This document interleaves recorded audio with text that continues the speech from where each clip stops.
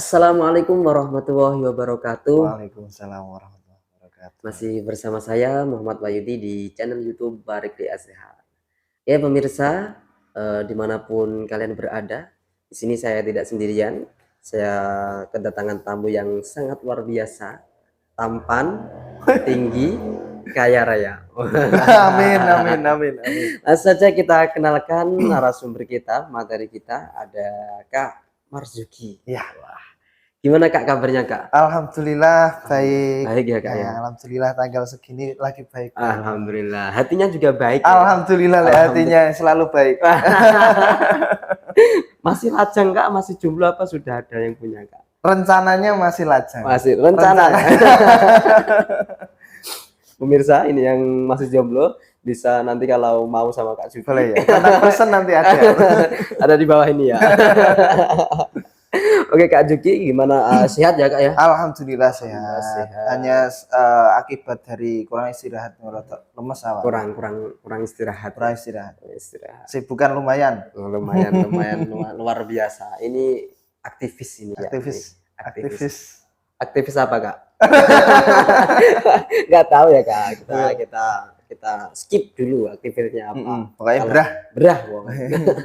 Oke, langsung saja kita pada kesempatan kali ini kita akan bahas tentang insecure. Gimana Kak? Kalau ada orang yang insecure itu bagaimana Kak? Pendapat dari Kak Zuki itu gimana? Kadang kan ada banyak orang itu tidak percaya diri dengan dirinya. Dia diberi nikmat oleh Allah itu ya mungkin dia belum menampakkan jati dirinya, belum bisa apa-apa, tapi kadang itu orang seperti itu tuh insecure-nya tinggi sekali. Iya. Ya itu menurut Kak Juki itu bagaimana? Ada yang seperti itu? Ya kalau menurut saya memang karena saya bukan ahli, bukan ahli di bidang itu, tapi paling tidak begini. Ya sebagai orang awam yang melihat hal tersebut merasa bahwa insecure itu menurut saya bisa dikatakan sebuah penyakit mental. Dalam hal ini begini. Ya. Nek jarine Ustadz Wahyudi. Kalau orang sana ya. Ustadz Wahyudi itu manusia diciptakan kan dengan kesempurnaan dan kekurangannya Betul sekali. Setiap kali ada satu kekurangan di situ, pastinya di sisi lain ada kelebihan yang orang lain nggak punya. Betul sekali. Nah, itulah yang menjadi satu hal bagaimana orang itu bisa menilai dirinya sendiri. Betul. Ketika dia insecure, yang dilihat adalah satu kekurangannya saja, sedangkan kelebihannya tidak diperhatikan. Dan dia memperhatikan kelebihan orang lain. Kelebihan orang lain itu yang istilahnya mengakibatkan pikiran negatif muncul. Mary betul sekali. Tapi ketika kita melihat kelebihan kita, maka bisa jadi orang lain tidak memiliki hal tersebut. Misalkan ya, ada orang insecure karena postur tubuh.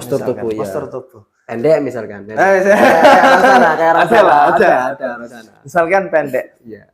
Pendek dari segi postur bisa jadi panjang dari segi usia. Oh sih. Enggak yang lain ya. Panjang yang lain. Jangan-jangan panjang lainnya. Panjang yang lainnya yang bawah. Apa ya? Kakinya panjang. Betul sekali. Itu bisa jadi hal seperti itu. Jadi panjang usianya. Tapi nggak tahu kalau misalkan yang orangnya tinggi, lek wong dhuwur ki Kak. Iya. Iku gampang loro. Ya. Dalam artian gampang loro ngene. Lek lewat kesundul kan loro. Betul sekali, guys. Betul sekali itu. Ketatap dua karena pengalaman pribadi. Oh gitu. Pengalaman pribadi. Jadi kalau kita lewat di tempat-tempat yang memang nggak sering dilewati orang, ya ngono kuwi jentos-jentos dhisik sekali. Kak Juki ini postur tubuhnya berapa? Saya 173 terakhir 3 tahun yang lalu. 173. Ini sudah nambah apa turun, Kak? Kayak kalau mau ambil mangga tetangga itu gampang ya? Loh gampang, paling gampang itu sambil jalan lewat ini nggak kelihatan. Gitu guys. Jadi kadang kita itu melihat kelebihan orang lain tapi kita tidak melihat kelebihan kita tapi melihat kekurangan kita.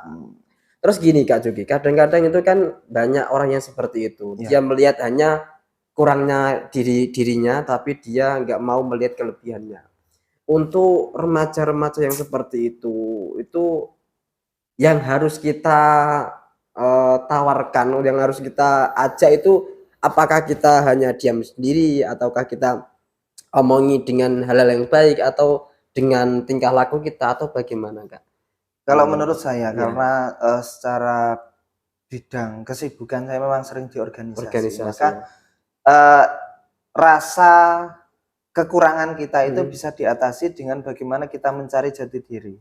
Dalam hari ini, kalau dari segi pengalaman, teman-teman yang dulunya insecure dengan satu hal, tapi akhirnya saat ini bisa memahami itu dan bahkan bisa melebihi dari kekurangannya, itu banyak ketika dia menyibukkan dirinya dengan sesuatu yang lebih bermanfaat. Ya, betul. Maksudnya gini, ketika dia itu nantinya dalam menjalani kehidupan itu kok hanya menyesali dirinya saja, ya, maka tetap akan lebih terpuruk lagi. Ya, tapi ketika dia selalu mencari hal-hal yang baru, yang lebih mengasihkan, yang lebih bermanfaat, hal-hal yang menjadi kelebihan nanti akan muncul. Ya, betul. Nah, contohnya misalnya seperti Kak Wahyudi nanti aktif di organisasi dan lain sebagainya, orang-orang akan melihat dan bahkan sebagai pelaku organisasi juga pastinya merasakan manfaatnya.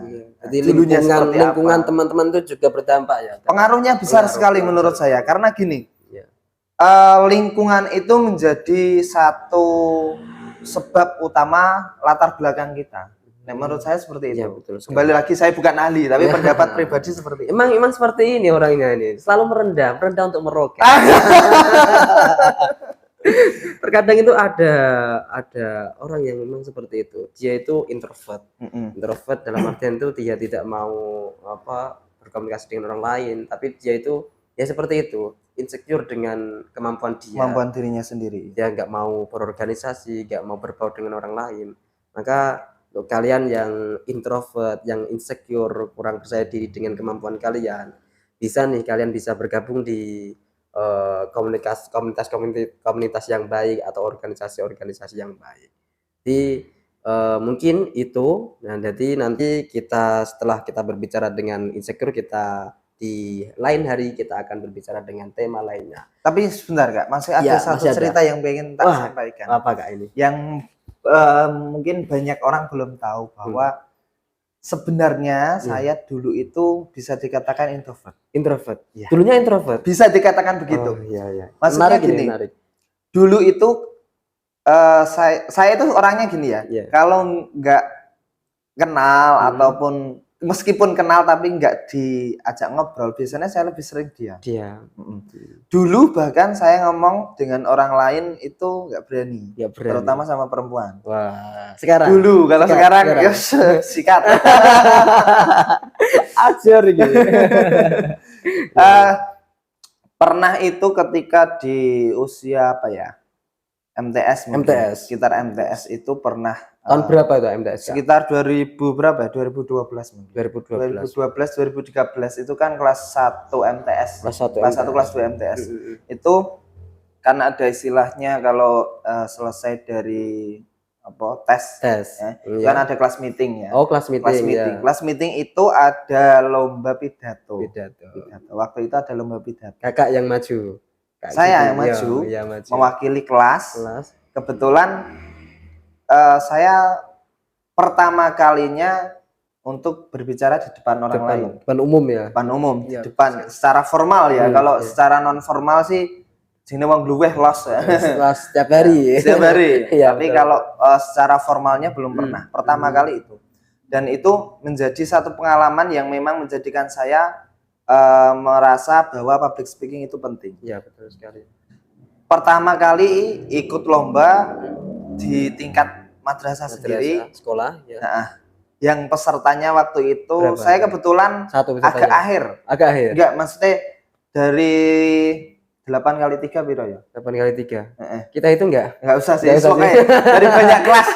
Kelas itu kebetulan saya termasuk di nomor akhir, tengah-tengah agak akhir gitu. Ya, betul. Jadi saya masuk ruangan juga agak akhir karena ya jajan sik no kantin. Ya, betul. Tuku gorengane telu bayare loro. Jangan diperuk ya. Contoh yang tidak baik. Itu kebetulan gini, saya dari luar memang optimis. Oke lah, bisa. Tapi kenyataannya sampai di dalam ruangan itu ada sesuatu hal yang yang membuat diri saya itu wah, kayak menggilan ngene kok bahaya iki. Bahaya ini, bahaya. Jadi Gimana itu? kita menghadapi juri yang ada di depan, terus menghadapi peserta-peserta lain yang tetap jengene pesaing pandangannya terhadap kita tetap berbeda. Ya, itu ternyata tekanan mentalnya luar biasa. Mental ya. Mentalnya luar biasa. Dipertaruhkan di situ. Jadi memang pertama kali saya memang ini Kak. Ya, dredeg ya. Ya, gemeter dan lain sebagainya. Ya. Dan akhirnya tapi kalah karena itu. Enggak sampai ngompol kan? Enggak sampai aman. Enggak sampai, masih aman, masih bisa aman. Ditahan. Tapi pada akhirnya tetap kalah. Tapi dari situ saya belajar bahwa ketika kita memiliki kemampuan untuk berbicara di depan orang lain, maka itu akan bermanfaat. Akan bermanfaat dalam hal apapun, karena tidak semua orang bisa berbicara di hadapan banyak orang. Terutama di orang-orang yang status ekonominya mungkin lebih tinggi dari kita, status keilmuannya lebih tinggi dari kita dan lain sebagainya. Itu merupakan tantangan besar. Dan tidak banyak, menurut saya tidak banyak orang yang mampu. Meskipun ketika mereka berbicara di teman sebayanya itu asik-asik wae, jak formal ya oke, bahasa Indonesianya bagus dan lain sebagainya. Tapi nek dihadapkan dengan orang yang statusnya lebih tinggi akan berbeda. Ya betul sekali. Itu menurut saya. Makanya insecure yang tadinya kita bahas itu bisa menjadi sebuah dorongan ketika untuk bisa berkembang lebih baik. Penyemangat diri sendiri. Dari kegagalan itu menjadikan penyemangat. Dan akhirnya sampai sekarang luar biasa. Ini cukup ya. Materi dimanapun itu ada Kak Marzuki. Dari cerita Kak Marzuki saya bisa mengambil kesimpulan. Dari kegagalan itu, dari pengalaman, jangan jadikan itu final. Tapi jadikan itu sebuah pengalaman, jadikan itu penyemangat untuk masa depan kita. Nah, dari saya kuotas dari saya, kesuksesan diraih dengan 99% kerja keras dan 1% kejeniusan. Ada kuotas Kak? Tidak ada. Pesan untuk para pemuda untuk yang kurang percaya diri apa Kak? Untuk yang kurang percaya diri, yang jelas jangan pernah takut untuk mencoba. Hanya itu. Betul sekali.